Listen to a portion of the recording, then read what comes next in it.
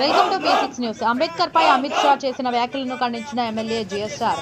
రాజ్యాంగ నిర్మాత డాక్టర్ బాబాసాహెబ్ అంబేద్కర్ పై కేంద్రం హోంమంత్రి అమిత్ షా పార్లమెంటులో చేసిన వ్యాఖ్యలను భూపాలపల్లి ఎమ్మెల్యే గండ్ర సత్యనారాయణరావు ఖండించారు.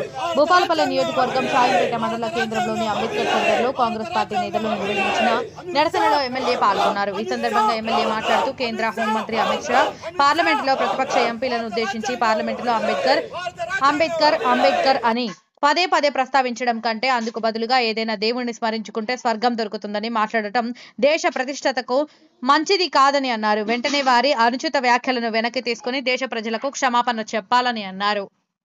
డాక్టర్ బాబాసాహెబ్ అంబేద్కర్ రాజ్యాంగాన్ని అమలు చేయాలని విలువలను మంటగలుపుతున్నారని పార్లమెంటు సభ్యులు అడగడంతో పార్లమెంటు సభ్యుల మీద అనుచిత వ్యాఖ్యలు ఏదైతే అంబేద్కర్ అంటారు, అంబేద్కర్ బదులు మీరు గుళ్ళో ఉన్న దేవుణ్ణి తలుచుకోండి స్వర్గం పోతారని ఏదైతే మరి మాట్లాడడమో ఇది ప్రజాస్వామ్యాన్ని అంబేద్కర్ రాసినటువంటి రాజ్యాంగాన్ని తుంగలో తొక్కే విధంగా మంటలు కలిపే విధంగా అంబేద్కర్ వాక్యాలు ఇది ప్రజాస్వామ్యము మొత్తం కూడా తీవ్రంగా ఖండించవలసినటువంటి అవసరం ఉంది.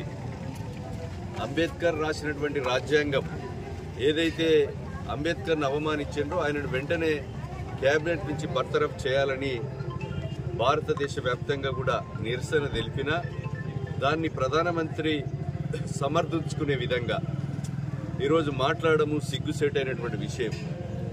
ఈరోజు వెంటనే అమిత్ షాను క్యాబినెట్ నుంచి బర్తరఫ్ చేసి ఈ దేశానికి క్షమాపణ చెప్పాలని మేము డిమాండ్ చేస్తున్నాం.